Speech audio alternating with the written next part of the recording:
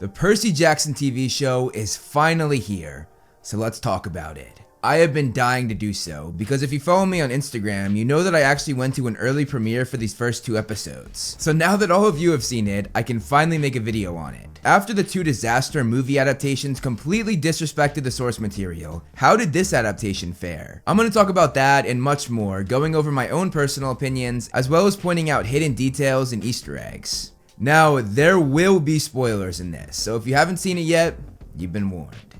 Also, if you enjoyed this video, hit that like button. It will greatly help the channel with the algorithm. And if you like what you see, hit that subscribe button. And you can also follow me on all of my other social medias, all of which are linked down below, and all of which house similar content that I make here on this channel. Welcome to camp. We've been expecting you.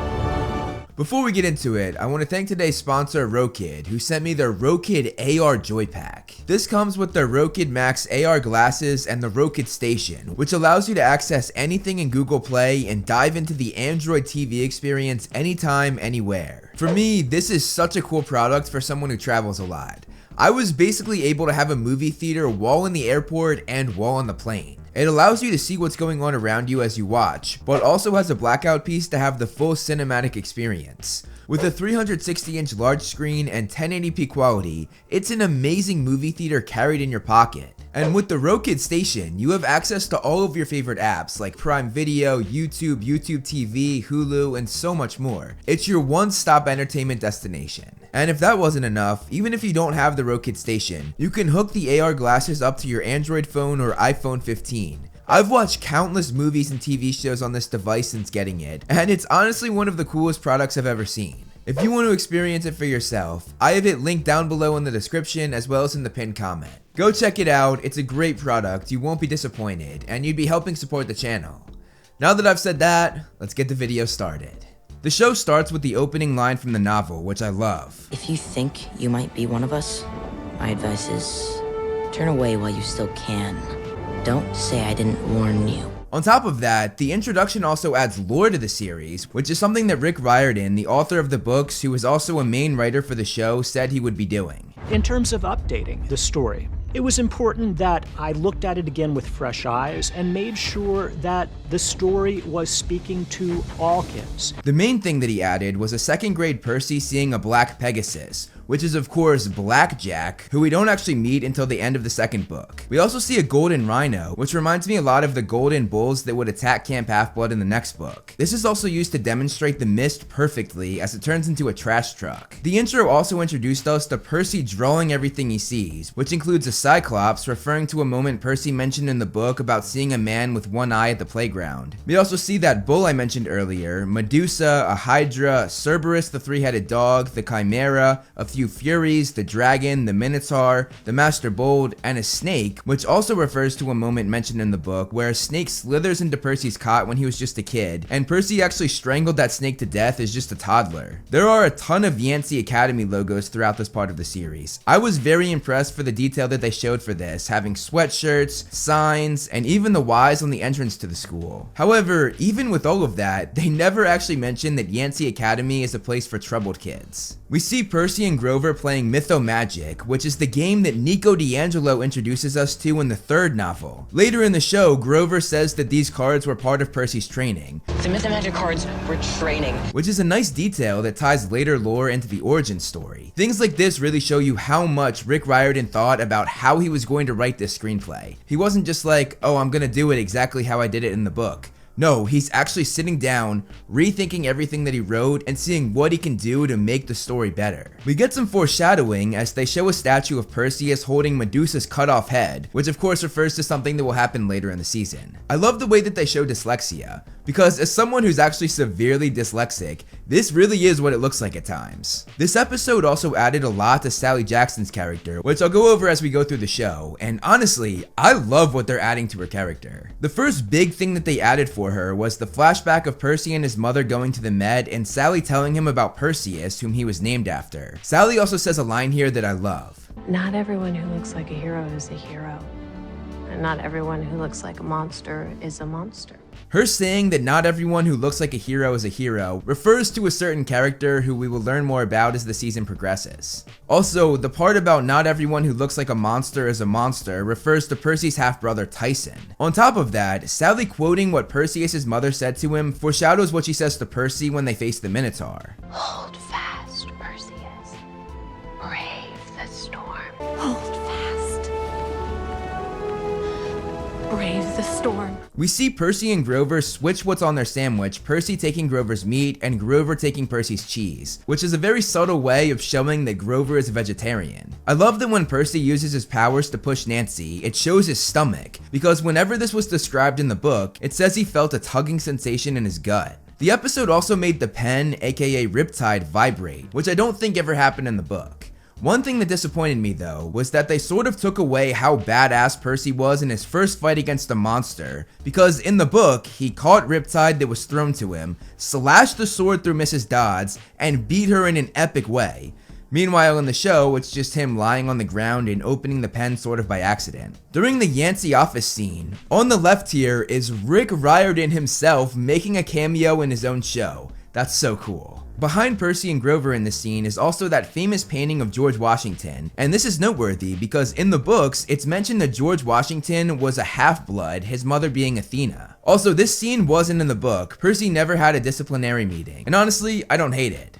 However, what I do hate is how they made Grover a little snitch, and I know it's later explained that it was the only way to get him kicked out of the school and therefore protected. If I hadn't gotten you kicked out of school, you'd have never survived the night. But honestly, I feel as though this could have been done in a better way that didn't hurt Grover's depiction or his friendship with Percy. And I hate to say this, but to be honest, I don't like what they're doing with Grover in these first 2 episodes. The way Grover protects Percy in the novel is refusing to leave his side, Percy only getting away from him when he sneakily ditches Grover. The fact that they changed Grover protecting Percy by being a loyal friend to being a snitch that betrayed Percy just doesn't sit right with me, and it's pretty disappointing. Especially because him doing this left Percy alone where he could have easily been targeted. And as we go through, I'm gonna point out things that I didn't really like with Grover's character, and I'm sad to do it, but I feel as though I have to point it out because this is a review after all. I was also pretty bummed that we didn't see the 3 fates cutting the string, which we're meant to think foretells Percy's death, while really it's foretelling the death of someone else, and I'll leave it at that.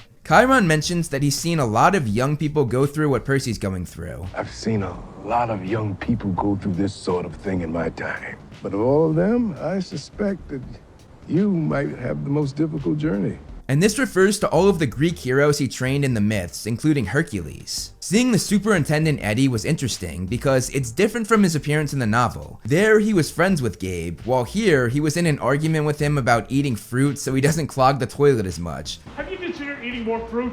Hey, I eat plenty of fruit! Which is honestly pretty freaking hilarious. In the apartment behind Gabe, you can see a poker table on the wall, which he, Eddie, and a few more of Gabe's friends were sitting at in the book. They made this more modern though, as Gabe was doing online poker. And he's also watching horse racing, which was a subtle way to show his gambling addiction. Also, the fact that they have a Zach Wilson jersey hung up like this tells me that no one who was working on this show knows anything about football or the NFL. I feel like they were like, okay, who's the current Jets quarterback? Zach Wilson? Bet. Let's frame his jersey. No Jets fan would ever do that. Should have been like Joe Namath or something. I mentioned they did a lot more with Sally Jackson in this show, and this includes a scene where she's sitting out in the rain, which is a curious detail that has Rick Riordan written all over it, as she's clearly trying to get closer to her lost love and Percy's father Poseidon, which is a relationship that the show highlighted much more than the novel did. They also play the song Logical by Olivia Rodrigo during this scene, which means that Olivia Rodrigo is in the soundtrack for a Hunger Games movie and a Percy Jackson show in the same month. That's wild. This song actually matches up perfectly to the way Sally feels if you look at the lyrics though. On the wall, you can see where they measured Percy's height over the years as he grew up, which is a small but nice detail. Sally giving Percy blue jelly beans is a great thing to point out, but I really wish they explained the meaning behind it because that's the best part. One day, Sally and Gabe got into an argument, Gabe saying that blue foods did not exist. So from then on, Sally went out of her way to make or get blue food whenever she could, just to prove him wrong.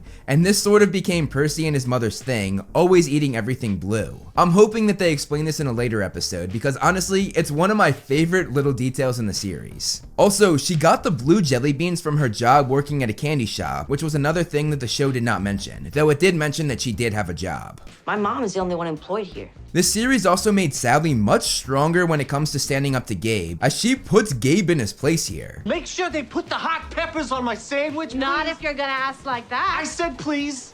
Meanwhile in the book, she just does whatever he says and doesn't really argue with him. So, one thing weird. This show has this theme of cutting to black in between scenes. And I've gotta say, I don't really care for this. Just cut to the next scene normally. I get that they're trying to simulate the chapters, but when I'm watching an adaptation, I don't want to be reminded that this is based on a book. I just want to be lost with what's on screen. The dream sequences with Kronos were really well done. I love what they did with that. Those were honestly some of the most chilling parts of this entire show so far. The detail of Sally wiping tears away during the drive was another great detail that they added to her character, which was sort of mentioned in the novel, saying her eyes got misty, but that was when she was talking about Poseidon. I also adore the way Percy and Sally joke around, like racing to the house and Percy tapping her on the opposite shoulder. I think that these are small details that weren't in the novel that adds a lot to their bond and makes what happens at the end of the episode hit even harder. Also, I'm just gonna point out this pearl around Sally's neck. Could this possibly be one of the pearls that they used later on in the series? Another big moment the show gave to Sally was being the one to tell Percy that he was a half-blood, which Annabeth did in the book well after he arrived at camp, so he finds out much earlier here. This also adds a lot more to Sally and Poseidon's love story, as we find out that they met here in this house and that Percy was conceived in this house. We also get some classic Percy Jackson humor that was not in the novel, but that is absolutely hilarious. He wasn't a man at all. He was a god. You fell in love with God? Like Jesus? Another big change is the fact that Sally was working with Grover and they had planned to take Percy to camp, whereas in the book, she had no idea what happened at school, nor did she know that Grover was coming. They're driving Gabe's car, which in the book is a 78 Camaro, which I think that's what this is based on Google Images. I don't know though, I'm not a car guy. Also, another thing weird. Grover randomly says that he's 24 as they're being attacked. Boys? Yeah, I'm actually 24. But they don't even show his face when he says this. The shot is on Percy, but then it's never brought up again. And obviously those who have read the books know that satyrs age half as fast as humans, so we know that he's older. But I feel like for the average viewer who hasn't read the books, that would be a "what did he just say" moment. And also, going back to my complaint about them cutting to black, I think this car crash is one of the worst examples of this.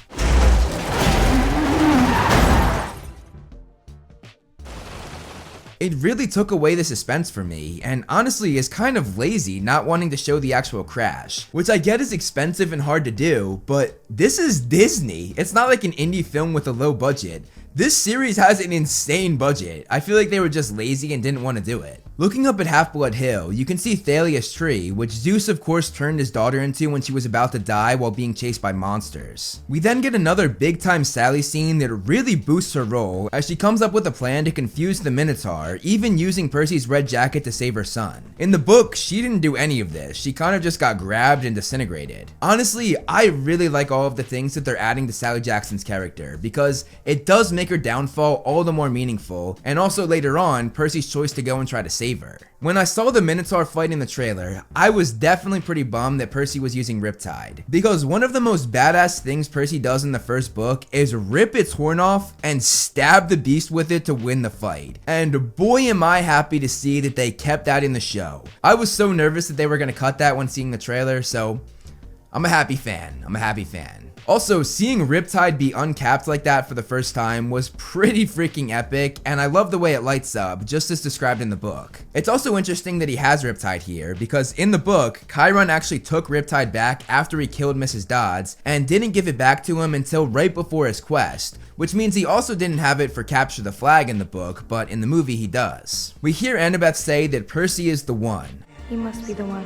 Which refers to the prophecy that foretold that a new camper would take Annabeth on her first quest, and she thinks this is Percy. The credits are interesting, as it basically depicts what's to come in the series. We have Capture the Flag, the Flying Shoes, the Bus, the Train, the Master Bolt, the Arch in St. Louis, the Chimera, Zeus, Medusa, Waterland, Ares on the motorcycle, Cerberus the three-headed dog, Hades, Apollo, Hephaestus, Poseidon, Athena, and all ending with Olympus. So at the end of each episode, I'm going to rate it out of 10 and just give my personal thoughts. And then once all of the episodes are out, I'm going to rank all of them together. So episode 1, it was a good start. The sets were fantastic, and the attention to detail was very clear. I also enjoyed a lot of the added details that weren't in the novel, like Blackjack or the Rhino, or small Easter eggs here and there. These were all very intriguing, giving us some fresh aspects from Riordan himself. Now, there's a few things that I did dislike. This includes most of Grover's character, unfortunately. I hate to say it, but I don't like his character in this show. I just don't see him as the same character that I read in the book, and I'm hoping it gets better over time, but so far, it's not looking great. And the only other complaint I had was the cutting to black. I just don't like this editing style. Overall, I enjoyed it, and it was a solid start to this show. I'm going to give it an 8 out of 10. Moving on to episode 2. And normally it won't be 2 episodes in one video, I just did these 2 together because they were released together. We finally get the famous Annabeth line, which everyone was so upset wasn't in the movie adaptation. You drool when you sleep. One thing I'm not too fond of was Percy obsessing about trying to find his dad in this episode. I thought that was a little weird. So I'm gonna go find him. The big house looks incredible and is exactly how I pictured it. And the same goes for Mr. D's tiger patterned Hawaiian shirt and the Coke can. The lore to this is of course that Zeus got jealous that Dionysus went after some women that he wanted, and Mr. D's punishment was going to Camp Half-Blood and not being able to drink wine. Also, Mr. D calling Percy Peter Johnson was another one of those famous lines that I'm so glad they added. Peter Johnson is here! Okay. Also, Percy's line back to Mr. D is absolutely nailed by Walker Scobell. Percy Jackson. Yeah, Grover. I heard him the first time. But did you? He really does feel like the Percy from the books, and it makes me so happy. The same, however, cannot be said about Arian Simhardy, who plays Grover, and that's very clear in this scene. This doesn't feel right. Again, just like in episode 1, he just doesn't feel like the Grover from the books, and I know it's a child actor, but he's not great. This is especially clear when compared to Walker and later Leah Savage-Jeffries, who plays Annabeth. Next, we get our first sweeping look of Camp Half-Blood, and they did an amazing job. You can see Blackjack again at the Pegasus stable, the arena, the canoe lake, the amphitheater, and we also get a sign pointing to all of these things. These shots of the owls are interesting because they were actually not planned according to Rick Riordan. They just showed up on the first day of shooting, which they all saw as a great omen. The cabins look incredible, the attention to detail is immaculate, and you can see another sign that points to the different godly houses. Charles Bunchell is perfectly cast as Luke. They could not have found a better actor to play him. Also, thank God he actually has his scar this time around. The movies dropped the ball on that so hard. I love the detail of the beaded necklaces. You can see that Percy has none because this is his first summer here, and Luke has 5 of them. Each one has something on it that define that summer, and because Luke has 5 beads, he's been there for 5 years, and he and Annabeth were there longer than anyone, so they have the most. However, I was disappointed that other campers had 5 beads as well, not just Luke and Annabeth. I just think that sort of takes away something special that Luke and Annabeth held together. We get a little side story for Grover that wasn't in the book, and surprisingly, this is a good thing the show did for his character in my opinion. He meets a tree nymph, and I saw people saying that this could be Grover's mother or a mother figure, but I did some research and I found out that the actor who plays her was credited as a character named Helena. Now Helena was not a character in the books, so if that really is her, it's a new character added that was not in the series. Others were saying that this was Juniper, Grover's girlfriend in the books, but that's a character that we don't meet until the 4th novel, so it would be unlikely if they had her appear this early, especially when her name is Helena in the credits. I'm kind of hoping that this is a motherly figure and not Juniper, solely because look at them together. It's like an older person and a kid. I know Grover is supposed to be older, like he said he's 24, but it's still weird to me. Either way though, I did really like this scene, especially with Grover being called out for picking at his horns when he's nervous. One thing we have to talk about and give credit to though is the freaking makeup job that they did here to make her blend into the tree. That is incredible. Bravo to the makeup team. Grover then goes to meet the Council of Cloven Elders, who are basically the head of all satyrs at Camp Half-Blood, and I thought this was where they'd mentioned Grover's searcher's license. This was something he needed to be able to find the satyrs' lord and savior Pan, the god of the wild who went missing years ago. However, just as I got my hopes up for a great scene, they cut it to the next scene, and we don't see anything with the Cloven Elders at all, which is pretty disappointing. Instead, we just see Grover go tell Dionysus and Chiron what they said. I would have rather seen the scene with the Cloven Elders. That would have been so cool. They looked great in that one small shot that we saw of them, especially when you think about how much they did for this set. Like, this set is nuts, and they hired all of these actors, and they don't even show the scene. Seeing Mr. D and Chiron playing cards was a great call to the books, where they do this all the time. Grover is of course put in a very tough position about not telling Percy what really happened to his mother. But you haven't told Percy anything yet. No.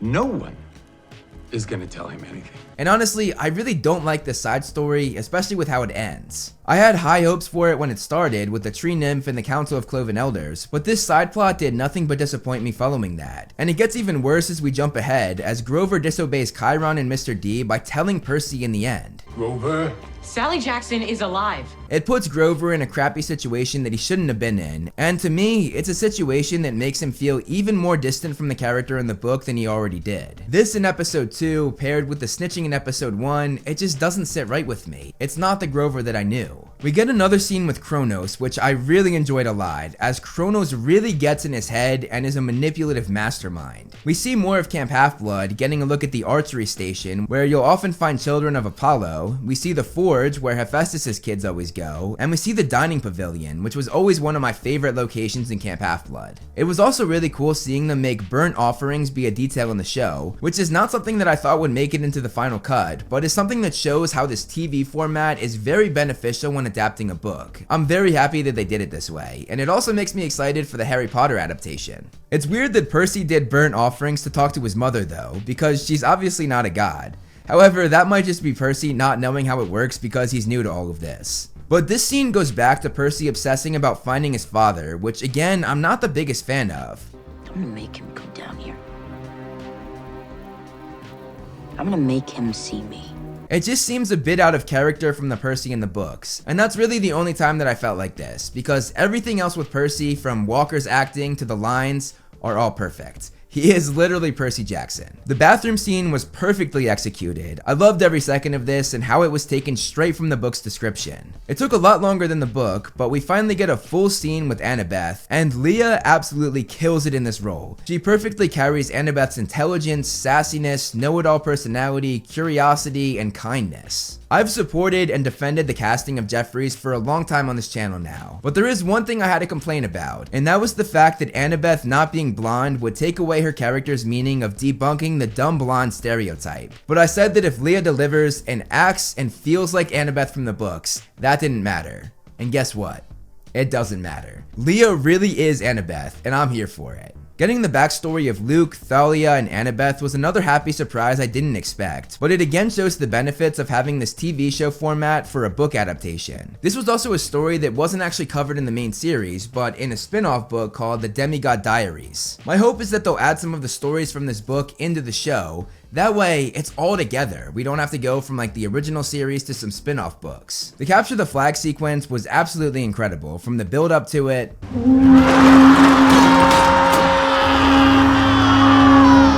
all the way to the end with Percy fighting the Ares kids. It was also great to see Annabeth taking command and even seeing Luke take her lead, which really shows how strong their bond is. Also, I love that they even got the plume colors right, Clarice's team having red and Percy and Annabeth's team having blue. I'm so excited that they added Annabeth's invisibility cap, which the movies completely left out. The action in the sequence is pretty damn good though, and seeing Luke's skill with the sword was thrilling. Also, seeing Percy flossing during the games was pretty freaking funny, and I was lucky enough to see these episodes for the first time in a movie theater full of people for an early viewing, and it had everyone in the theater cracking up. Clarice's electric spear looked so cool and was exactly how I pictured it in the book. It was of course a gift from her father Ares, and honestly, the moment where it breaks and she screams, I got chills.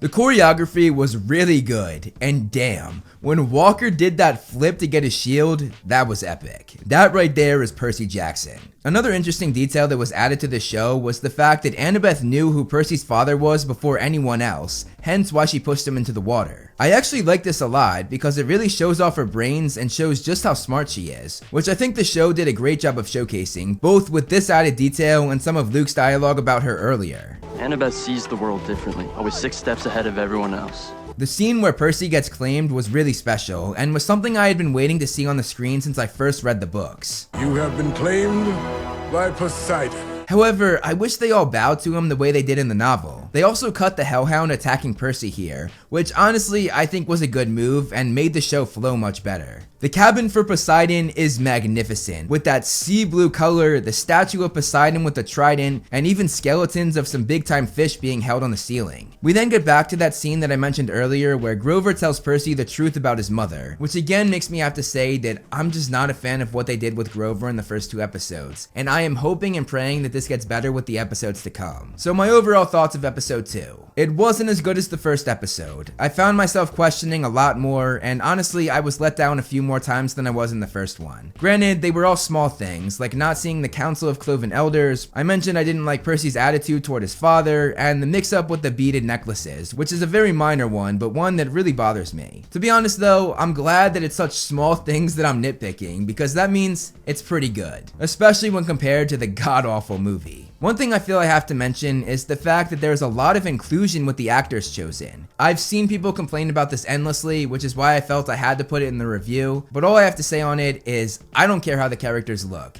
As long as they act and feel like the characters from the books, that's all that matters. And so far, all of them, except Grover, meet that standard. So now my rating. I gave the first episode an 8 out of 10. I'm going to give this one a 7 out of 10. As I said, it wasn't as good as the first episode, but it was still pretty solid, and I like the direction they're going. Let me know in the comments below what you guys thought of the first 2 episodes. I'm excited to read your thoughts. Stay tuned for next week where I break down episode 3, and I'm going to do that for episode 4, episode 5, and so on. So if you haven't subscribed yet and turned on notifications, make sure you do so you don't miss any of my breakdowns. That's all I have for you guys today though, so I will see you in next week's breakdown.